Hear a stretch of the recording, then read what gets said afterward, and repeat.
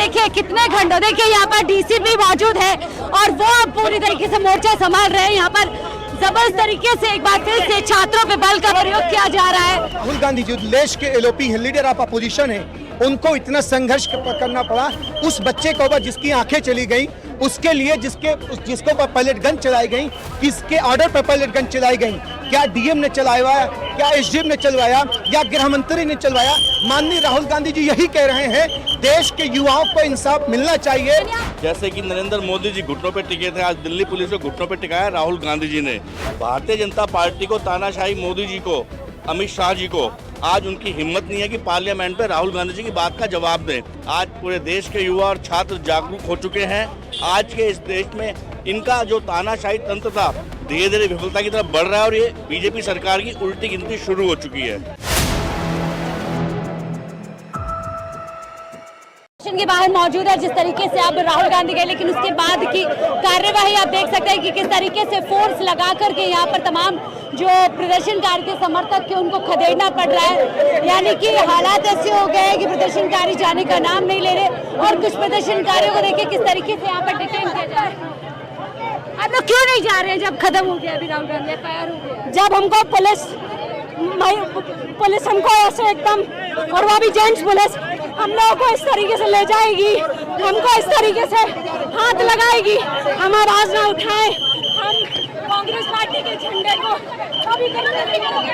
आप देखिए कैसे महिलाओं को खदेड़ करके यहाँ से जो है जो महिला समर्थक थे, देखिए आप देखिए झड़प एक बार फिर से देखिए यहाँ पर देखिए कितने घंटों, देखिए यहाँ पर डीसीपी मौजूद है और वो पूरी तरीके से मोर्चा संभाल रहे हैं। यहाँ पर जबरदस्त तरीके से एक बार फिर से छात्रों पे बल का प्रयोग किया जा रहा है और ये कह सकते हैं आपकी, देखिए पहले एफआईआर दर्ज कराने के लिए इतने घंटों का इंतजार करना पड़ता है। जब एफआईआर होती है उसके बाद आप देखिए जैसे बहुत बड़ा एहसान कर दिया है, मानो बहुत बड़ा फेवर यहाँ पर कर दिया गया है कि एफआईआर जैसी बुनियादी चीज का अधिकार के लिए संघर्ष करना पड़ता है। और उसके बाद जब यहाँ पे एफआईआर हो गई है, दिल्ली पुलिस इस तरह से हाव भाव में दिखा रही है कि उसने आज बहुत बड़ा एहसान देश के ऊपर कर दिया है।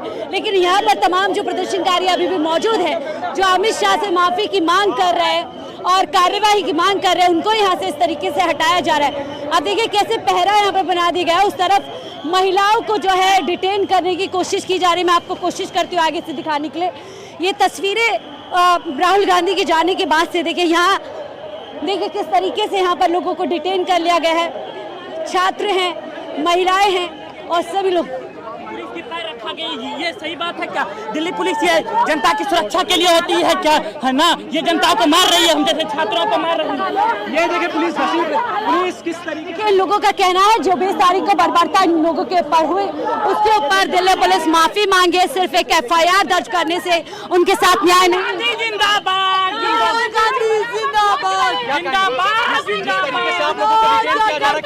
ये देखो क्या हो रहा है, देखो क्या हो रहा है, ये लोकतंत्र को बचाने वाले हैं। ये देखो क्या हो रहा है, नाच रहे हैं। जिस तरीके से झंडे का अपमान हो रहा है, हम लोगों ने तो देखिए बहुत आराम से शायद यहाँ से लोगों को हटाया जा सकता था, लेकिन उसके बावजूद अभी भी हम देख रहे हैं कि कैसे तमाम प्रदर्शनकारियों को उसी रवैये के साथ यहाँ से हटाया जा रहा है, सीटियां बजा करके हटाया जा रहा है और बहुत सारे लोग जो हटे नहीं थे उनको डिटेन यहाँ पर करके दिल्ली पुलिस लेकर के जा रही है। और लोगों का कहना है कि ये जो पुलिसिया रवैया है इसके लेकर के पुलिस उनसे माफ़ी मांगे। जिस तरीके की कार्यवाही लगातार प्रदर्शनकारियों पर होती है, ये तमाम सवाल है और हमने आपको दिखाया किस तरीके से डीसीपी सचिन शर्मा खुद आए। अब ये देखिए कितनी ज़्यादा फोर्सेस यहाँ पर जो है तैनात कर दी गई थी, लगा दी गई थी, क्योंकि यहाँ एफआईआर दर्ज कराने के लिए तमाम लोग संघर्ष करने के लिए आए थे। इस तरफ मैं आपको तस्वीर दिखाऊंगी, यहाँ पर भी अभी बहुत सारे समर्थक मौजूद हैं जिनको पुलिस धीरे धीरे हटा रही है, खिदा रही है। और क्यों आप लोग क्यों नहीं हट रहे जब एफआईआर हो चुकी है? देखिए हम तो गृह मंत्री का इस्तीफा चाहते हैं। जिस तरीके से एक युवा को माननीय राहुल गांधी जो देश के एलओपी हैं, लीडर ऑफ अपोजिशन है, उनको इतना संघर्ष करना पड़ा उस बच्चे को जिसकी आंखें चली गई, उसके लिए जिसको पर पैलेट गन चलाई गई, किसके ऑर्डर पर पैलेट गन चलाई गई, क्या डीएम ने चलवाया, क्या एसडीएम ने चलवाया या गृह मंत्री ने चलवाया? माननीय राहुल गांधी जी यही कह रहे हैं, देश के युवाओं को इंसाफ मिलना चाहिए। यानी आप असंतुष्ट है पुलिस ने जो आज एफआईआर, आप उससे उचित कार्रवाई? पूरी तरीके से बिल्कुल हम संतुष्ट नहीं हैं उससे, क्योंकि माननीय राहुल गांधी जी को संघर्ष करना पड़ा। इन्हीं में से किसी बच्चे को उठा लिया जाए और उसको गायब कर दिया जाए तो उसके माँ बाप कहाँ घूमते रहेंगे, कहाँ उसको इंसाफ मिलेगा। इसलिए गृह मंत्री का इस्तीफा होना चाहिए। इससे पहले भी सरकारें आई हैं, सरकारें गई हैं, लोग गृह मंत्री बने हैं, लेकिन किसी ने इतनी बर्बरता के साथ, न युवाओं के साथ, न छात्रों के साथ, न माताओं के साथ, न किसानों के साथ, सबको रोड पर ले आए हैं। ये सिर्फ और सिर्फ अपने सत्ता के नशे में डूबे हुए हैं। हम सब ये चाहते हैं अमित शाह का इस्तीफा हो। मैं तस्वीर दिखाना चाहूंगी। जी, तस्वीर जी। क्या कहती है? इतनी ज्यादा भीड़, सुरक्षा बल यहाँ पर है, पुलिस है, खुद डीसीपी आते हैं और आप लोगों को धक्का देते हैं। देखिए, मैं यही कह रहा हूँ कि देश की जो सत्ता है सिर्फ और सिर्फ गृह मंत्री चला रहे हैं और सिर्फ सत्ता के नशे में ये सरकारें चलाई जा रही हैं। मैं ये कहना चाहता हूँ, ये सरकार जो उस दिन पायलट गन चली, किसके इशारे पे चली? क्या गृह मंत्री जी को नहीं पता था? अगर पता था, नहीं पता था, तो दोनों तरीके से देश के युवाओं के सामने, देश की छात्रों के सामने, देश की माताओं बहनों के सामने आकर माफी मांगना चाहिए, हमसे गलती हो गई है। उसके बाद युवाओं से कहते हैं कि आप जिस तरीके से आपने देश के लोगों के साथ कभी रास्ता बंद किया, आपने कभी देश की शासनिक प्रशासनिक चीजों को रुकावट डाली है। लेकिन मैं पूछना चाहता हूं गृह मंत्री जी से, क्या इससे पहले कोई गृह मंत्री नहीं था? क्या इससे पहले सरकारें नहीं थी? क्या इससे पहले लोग इससे पहले क्या धरना प्रदर्शन नहीं हुए हैं? बहुत ही लॉ एंड ऑर्डर को फॉलो करते हुए हैं। लेकिन आज हमारा मानना यह है कि गृह मंत्री इस्तीफा दें। और जिस तरीके से इस बल का इस्तेमाल किया जा रहा है, हम देश के लोग हैं, we the people of India, हम भारत के लोग हैं, भारत के संविधान को मानते हैं। ये पुलिस वाले हैं, उसी सिस्टम से बने हैं जो भारत का संविधान ने इनको राइट दिया है। हम लोग बहुत ही पीसफुली प्रोटेस्ट करना चाहते हैं। आज जिस तरीके से डीसीपी एसीपी साहब ने बच्चों को ठेला है, ये कहीं ना कहीं शर्मनाक है और चिंताजनक है। कुछ लगभग 20 तारीख जैसी तस्वीर अभी हमने यहाँ पर देखी। क्या कहेंगे? संतुष्ट है से अज्ञात लोगों के नाम पे एफआईआर दर्ज कर दी और अब एहसान जताया जा रहा है कि जाइए यहाँ से हटिए, एफआईआर हो गई। देखिए, ये आज का दिन इतना काला अध्याय है एक तरीके से कि एक छात्र को जो कि शांतिपूर्ण प्रोटेस्ट कर रहे थे, उनके ऊपर लाठीचार्ज हुआ 1 महीना पहले 20 जुलाई को। फिर पैलेट गन से हमला हुआ उन लोगों के ऊपर, AK-47 तक चली है बच्चों के ऊपर। आज 20 अगस्त हो गया है, पूरा 1 महीना हो गया और उसकी एफआईआर तक नहीं ले गई। एफआईआर कब हुई? जब राहुल गांधी और पूरा कांग्रेस सड़कों पर आया। अभी आपको पता है कि सुबह से यहाँ लगे हुए हैं, कितने घंटे हो गए, और वो भी एफआईआर भी अज्ञात लोगों के नाम। इतनी भारी संख्या में तैनाती हम देख रहे हैं, क्या कोशिश क्या रहती है प्रशासन की? डराने की, धमकाने की? हम डरने वाले तो है नहीं ना। जैसे इन्होंने क्या किया, जंतर मंतर पे जो प्रोटेस्ट हुआ, फेस डिटेक्टर कर करके लोगों को बाद में डराया गया, तो पुलिस वाले से हमें डरा रहे हैं। हम नहीं डरने वाले। तो प्रदर्शनकारियों पे जब एफआईआर करनी हो तो पुलिस धड़ाधड़ एफआईआर कर देती है, जब वही प्रदर्शनकारी एफआईआर करने पड़े तो घंटों लगा दी। यही तो बात है, ये सबको समझ में आ रहा है। जो भी आपके कैमरे के माध्यम से जो आपके व्यूअर्स हैं, उनको सबको सब चीज समझ में आ रही है। लेकिन सबको एक मंच चाहिए था विरोध करने का, और वो राहुल गांधी ने उस राजनीति को शुरू किया है कि आओ अब सड़कों की राजनीति शुरू होगी। अब बहुत हुआ, एसी के कमरों में बैठ के चीजें नहीं होंगी। अमित शाह, मोदी चाहते हैं कि वो एक एसी में कमरे में बैठ के ऑर्डर कर देंगे, अगर बच्चों पे लाठीचार्ज करो, पैलेट गन मार दो, और अगर एफआईआर मत करो, और अगर एफआईआर के लिए कोई आ रहा है, प्रोटेस्ट कर रहा है, तो उनको भी लाठियां मार के उठा दो। ठीक है सर, घंटों का इंतजार, एफआईआर हुई और अब पुलिस अशांत अधिकारी की चले यहाँ से जाइए, एफआईआर तो कर दी है अज्ञात लोगों पे, क्या कहेंगे? पुलिस को मजबूर होना पड़ा।